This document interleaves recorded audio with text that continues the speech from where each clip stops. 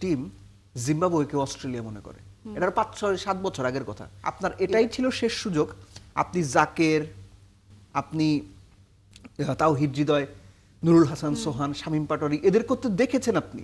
এরা কি করতে পারে, অ্যাবিলিটি কতটুকু, কোথায় গিয়ে ফেল করেছে, এটা তো আপনার মুখস্থ হয়ে যাওয়ার কথা এবিসিডির মতো। ওই জায়গাগুলোতে অ্যাটলিস্ট দুজন নতুন প্লেয়ার, মানে I don't know name anyone, যে কাউকে আপনারা সুযোগ দিতে পারতেন পার্টিকুলার ওই জায়গাটাতে, যেহেতু মিডল অর্ডার কলাপস করছে আপনারা সেই সুযোগটা দিলেন। এই যে জাকের অর্থাৎ যদি আয়ারল্যান্ডের সঙ্গে একটা দুর্দান্ত ইনিংস খেলে ফেলে আপনি ধরে নেবেন সে ভালো প্লেয়ার, ব্যাপারটা তো তার না, সে তো দিনের পর দিন খারাপ করেছে।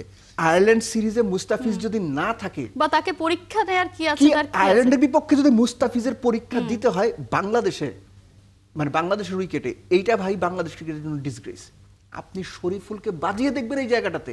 শরীফুল বাবা তুই 3 ম্যাচ খেলবি, মুস্তাফিজের রোলটা তুই প্লে করবি, যেটা লেফট আর্মার সিমার। সো এই চ্যালেঞ্জটা লিপু সাহেবরা নিতে সাহস পান না। আমরা লাস্ট টি20 সিরিজ যেটা খেলেছি ওয়েস্ট ইন্ডিজের সাথে, সেটা আমাদেরই ঘরের মাঠে আমরা হোয়াইট ওয়াশ হয়েছি। সেজন্যই কি আয়ারল্যান্ডের বিপক্ষে একেবারে মোটামুটি যতটা সম্ভব শক্তিশালী একটা দল দেওয়ার চেষ্টা করা এরকম? আমি কোনা এর আগে একটা কথা বারবার বলেছি যে বাংলাদেশ টিম জিম্বাবুয়েকে অস্ট্রেলিয়া মনে করে। এটার 5-6-7 বছর আগের কথা।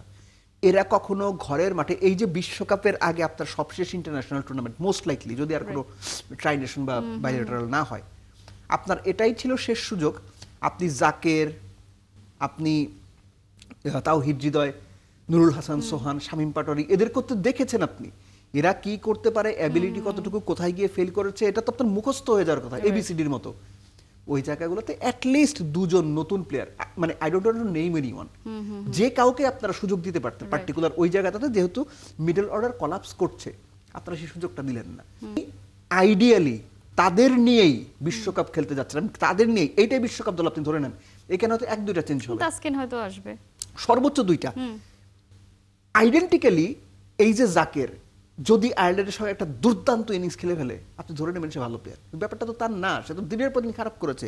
সেম গোস টু মাইদুল অঙ্কন, same goes to Tawhid Hridoy, same goes to Nurul Hasan Sohan, আর ওদিকে শামীম পাটোয়ারি তো বাদই পড়েছেন। অর্থাৎ এরা যদি আন্ডার পারফর্মার হয় আয়ারল্যান্ডের বিপক্ষে, অর্থাৎ আপনি একটা under performer, unprepared, mentally imbalance অবস্থায় থাকা একটা টিম নিয়ে বিশ্বকাপের মতো ইভেন্টে তামাশা করতে, কিন্তু এটাই তো আমাদের দল, এটাই আমাদের দল। কিন্তু এই সুযোগটা নেওয়া উচিত ছিল, এই সুযোগটা ডেফিনেটলি নেওয়া উচিত ছিল।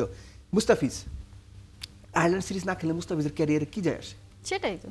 আয়ারল্যান্ড সিরিজে মুস্তাফিজ যদি না থাকে বা তাকে পরীক্ষা দেওয়ার কি আছে, তার কি আছে? আয়ারল্যান্ডের বিপক্ষে যদি মুস্তাফিজের পরীক্ষা দিতে হয় বাংলাদেশে, মানে বাংলাদেশের উইকেটে, এইটা ভাই বাংলাদেশ ক্রিকেটের জন্য ডিসগ্রেস। আপনি শরীফুলকে বাজিয়ে দেখবেন এই জায়গাটাতে। শরীফুল বাবা তুই 3 ম্যাচ খেলবি, মুস্তাফিজের রোলটা তুই প্লে করবি, যেটা লেফট আর্মার সিমার। সো এই চ্যালেঞ্জটা লিপু সাহেবরা নিতে সাহস পান না।